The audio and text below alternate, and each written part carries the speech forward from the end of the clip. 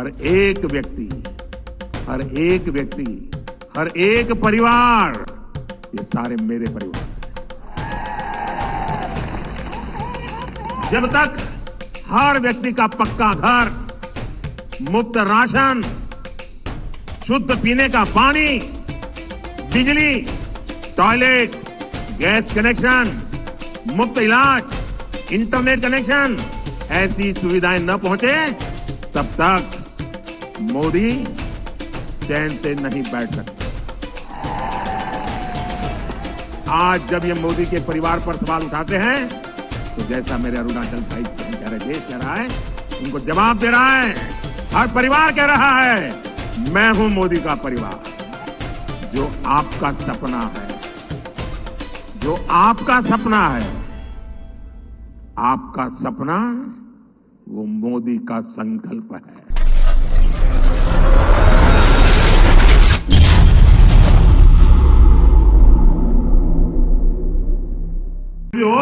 मेरा काम सिर्फ और सिर्फ देशवासियों के लिए होता है, जनता जनार्दन के लिए होता है, आपके लिए होता है।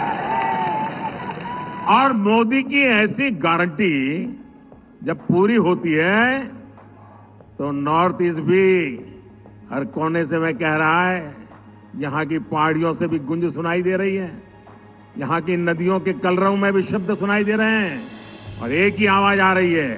और क्या पूरे देश में अब की बार 400 बार, अब की बार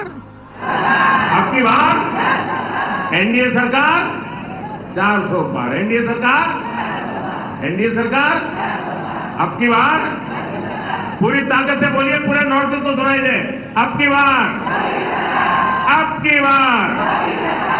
साथियों, 2 दिन पहले ही केंद्र सरकार ने नॉर्थ ईस्ट के औद्योगिक विकास को बढ़ावा देने के लिए उन्नति योजना को एक नया रूप और उसको एक विशाल दायरे के साथ मंजूरी दी। आप उस एक छोटी फिल्म अभी देखी आपने और हमारी सरकार की कार्यशैली देखी।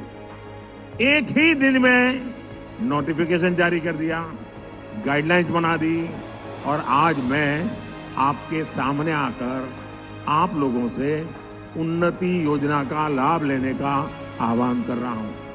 ये सब कुछ 40-45 घंटों में हो रहा है। 10 सालों में हमने यहां आधुनिक इंफ्रास्ट्रक्चर को विस्तार दिया, लगभग 1 दर्जन शांति समझौते लागू किए, हमने अनेक सीमा विवाद सुलझाए। अब विकास का अगला कदम नॉर्थ ईस्ट में इंडस्ट्री के विस्तार करने का है। 10,000 करोड़ रुपए की उन्नति योजना नॉर्थ ईस्ट में निवेश और नौकरियों की नई संभावना लेकर आएगी। इससे यहां मैन्युफैक्चरिंग के लिए नए नए सेक्टर्स और सर्विस जुड़ेंगे, नए उद्योग लगाने के लिए सरकार मदद देगी। मेरा पूरा जोर इस बात पर रहा है कि इस बार इससे स्टार्टअप्स, नई टेक्नोलॉजी, होम स्टे, टूरिज्म, ऐसे अनेक क्षेत्रों में जो युवा हमारे आना चाहते हैं, मैं उन नौजवानों को पूरा सपोर्ट करने की गारंटी देता हूं। मैं नॉर्थ ईस्ट के सभी राज्यों के युवाओं को रोजगार के नए अवसर देने वाली इस योजना के लिए अनेक अनेक शुभकामनाएं और बधाई देता हूं। साथियों, नॉर्थ ईस्ट में महिलाओं का जीवन आसान बनाना, उन्हें नए अवसर देना, ये बीजेपी सरकार की प्राथमिकता है।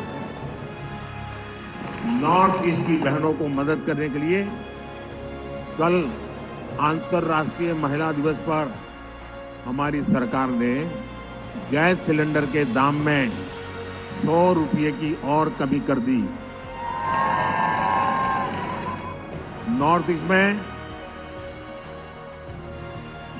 में हर घर नल से जल पहुंचाने का काम भी बहुत सफलतापूर्वक आगे बढ़ा है और इसलिए मैं मुख्यमंत्री जी को और उनकी पूरी टीम को बहुत बहुत बधाई देता हूं।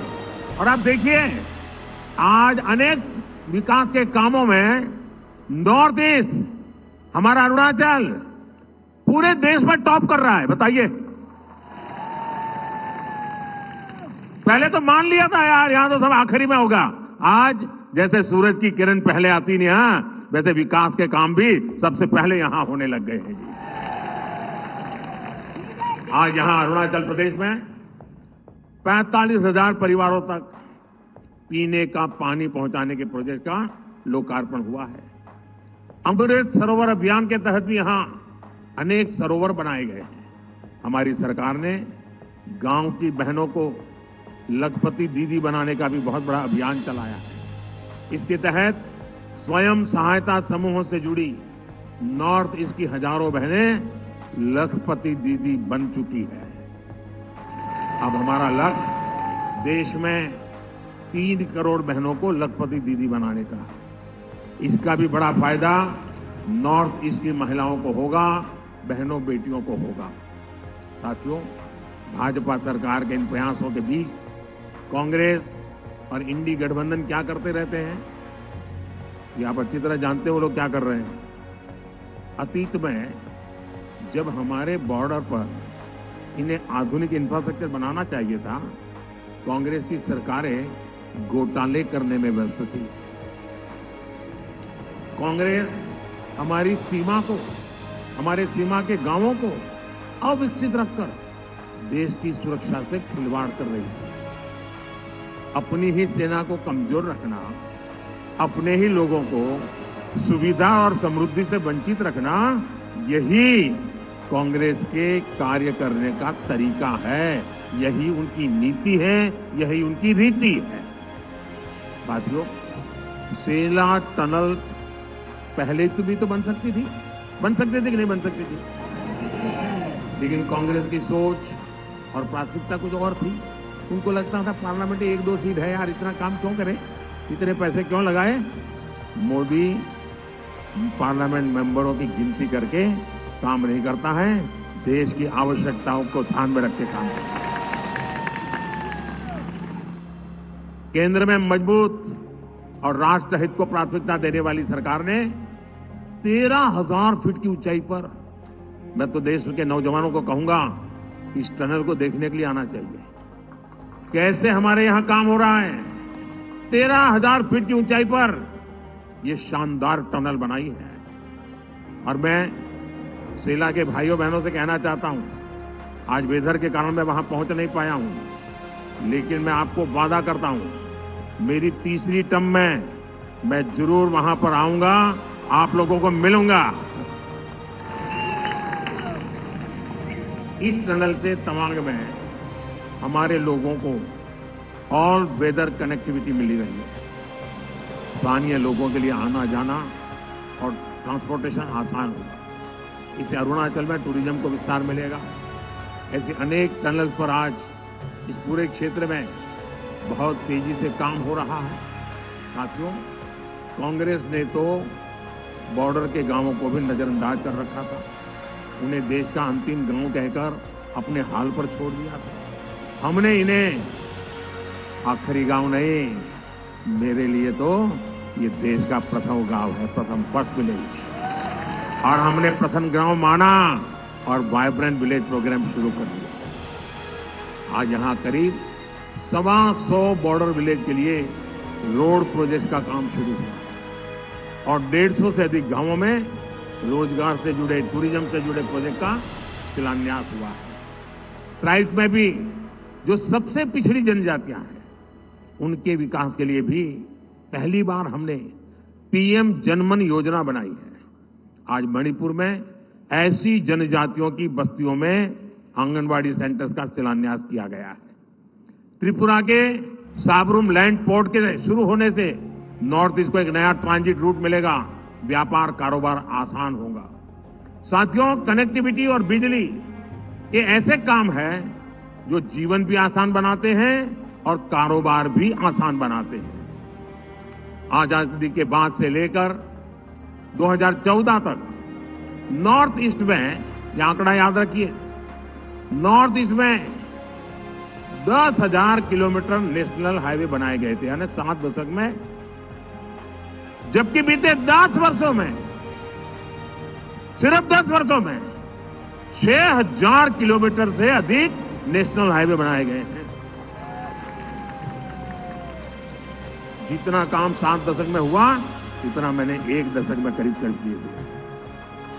2014 के बाद नॉर्थ ईस्ट में करीब 2000 किलोमीटर नई रेल लाइन बनी है। हिमाचल में Dibang multipurpose hydro power project और त्रिपुरा में एक सोलर प्रोजेक्ट पर काम शुरू हुआ है। दिबांग डैम देश का सबसे ऊंचा डैम होने वाला है, यानी हर एक व्यक्ति, हर एक परिवार, ये सारे मेरे परिवार।